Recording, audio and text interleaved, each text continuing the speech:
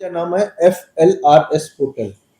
हा portal RS हा ना, हा पोर्टल जे आहे ते आपले सरकार सेवा केंद्रच्या पण लॉग इन आहे, त्यावर तहसीलदारच्या पण आहे, माझ्या पण आहे आणि बँक्सच्या पण आहे.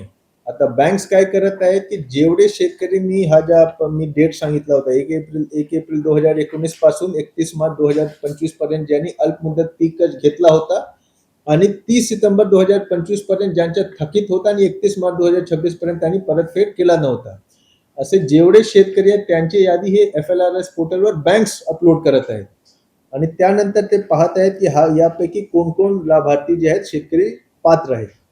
आता जसा जसा मतलब एक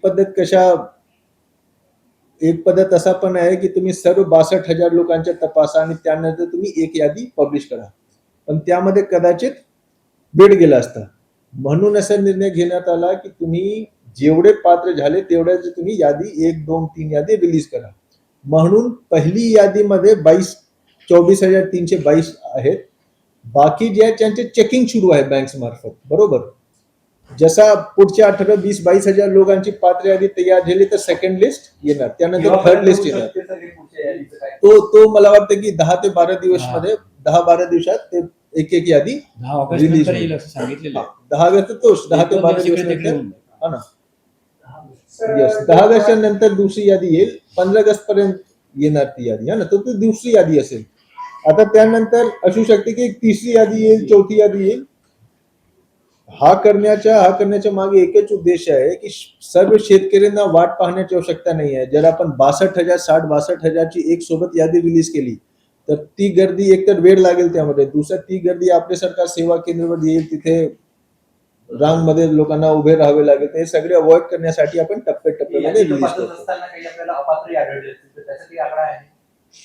अपात्रचा जे आकडा आहे तो आता बँक्स कडून आपण घेणार आणि त्यानंतर जसं मी सांगितलं एक तालुका स्तरावर एक समिती आहे, तहसीलदारच्या खाली, जिल्हा स्तरावर माझ्या खाली आहे.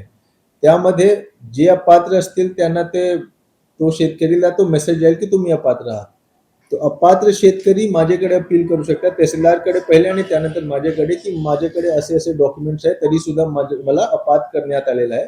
त्यानंतर आपण सुनावणी घेऊन त्यावर निर्णय देणार. तर शेतकऱ्यांसाठी तो जिल्हा स्तरावर आणि तालुका स्तरावर समितीकडे जाण्याची पर्याय आहे. पण असतील का अपात्र याच्यामध्ये काय?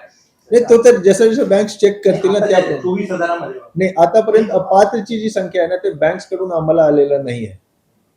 जर तुम्ही कॅल्क्युलेशन केलं ना, आता पहिली यादीमध्ये म्हणून मी सांगितलं की टप्प्याटप्प्यामध्ये यादी रिलीज करण्याच्या मागे उद्देशच हेच होता की सगळे लोक एक सोबत नाही आले पाहिजे केंद्रावर. आता आमच्याकडे 14 तालुके आहेत, बरोबर. नागपूर सिटी जर तुम्ही काढून टाकला तरी सुद्धा 13 तालुके आहेत तुमच्याकडे.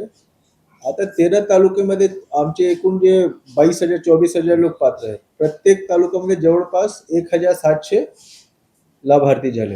आता प्रत्येक केंद्रावर जर तुम्ही विचार केला तर फार 20-25 शेतकरी एक केंद्रावर येतील, तर तिथे सर्व्हरचा प्रॉब्लेम फार तुम्हाला होणार नाही, है ना.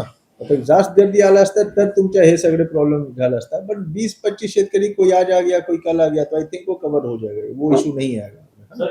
इससे यापेक्षा फार मोठा कार्यक्रम आपण आपली सरकार सेवा केंद्र मार्फत आपण हे केलेलं आहे, त्यामध्ये प्रॉब्लेम फार काही चालला नाही. हे तर संख्या कमीच आहे. सर्वच पात्र समजायचे याच्यातून काही कमी होऊ शकतात. हे सगळे पात्र शेतकरी आहेत, ते यांना मिळेल. हे सगळे पात्र शेतकरी आहेत. तुम्हाला यांना फक्त हे जे 4 डॉक्युमेंट मी सांगितले, विशिष्ट क्रमांक, आधार कार्ड, बँक पासबुक आणि ॲग्रीस्टॅक आयडी, हे 4 गोष्टी घेऊन आपल्या सरकार सेवा केंद्रावर जेव्हा तुमची इक्विटी बायोमेट्रिक तुम्ही केला तर तुमची सगळी डिटेल्स येईल. तुम्हाला दिसेल की तुम्ही किती कर्ज घेतला होता. जर तुम्ही सहमती आहे तर फक्त आय अग्री सांगायचे आपले सरकार सेवा केंद्र ऑपरेटरला, तो आय अग्री वर क्लिक करेल आणि विषय संपला. त्यानंतर त्यांचा वो झिरो हो जाएगा उनका जो भी कर्ज है ना, असं रहेगा. त्यामध्ये एक गोष्ट असं असू शकते की तुम्ही तुमच्या बायोमेट्रिक होत नाही, कारण तुमच्या बोटाचे ठसे असे मोठे असल्यामुळे त्या ठिकाणी काहीच नाही करायचे. फक्त तो जो आपले सरकार सेवा केंद्र आहे तो त्याच्या फिंगरप्रिंट वापर करेल और वो कंप्लेंट जे तुमच्या तालुका स्तर समितीला, आणि त्यानंतर आपण पुढे प्रोसेस ऑफलाईन मध्ये त्यांच्यासाठी करू. पण हे फार कमीच प्रमाणात असेल, पण ते आपले सरकार सेवा केंद्र ऑपरेटरला त्यांना थंब द्यायची. तर सगळे आपण ट्रेनिंग मध्ये त्यांना सांगून दिले आहे. एकूण 65,000 तुम्ही आकडे सांगितले, 65,000 पर्यंत जाऊ शकते पात्र असं समजायचं. 62,500 62,548 आहे ना. हा तुमच्या हे लोकांनी डेटा पोर्टलवर जे लोकांनी हे हा ज्या मी डेट वेट सांगितला त्यामध्ये हे लोकांनी कॅश घेतला असेल परतफेड केलं नसेल तरी सुद्धा बाकी इक्विटी ते चेक करतात आणि तसा पात्र यादी ते रिलीज करणार है ना. मोस्टली हे जे 62,000 है त्यापैकी ऑलमोस्ट सारे ही उसमें पात्र ही रहेंगे है ना. बट वो बैंक से अपना चेक कर करके उसको release डेटा आपण करतात. तयार केलाय की शेतकऱ्यांकडून मागवलं? नाही हे बँक्स बँकांकडे कारण बँककडे आहे ना की कोण लोन घेतला करतो तो डेटा आमच्याकडे नसते है ना.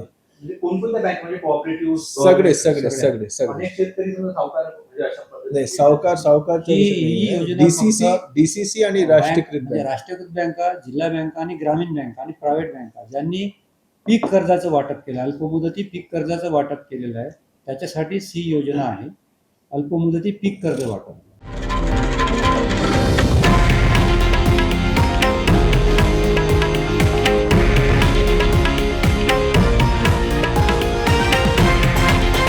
हे आहे देशातील नंबर 1 न्यूज नेटवर्क आणि आपण पाहत आहात TV9 मराठी, एकमेव.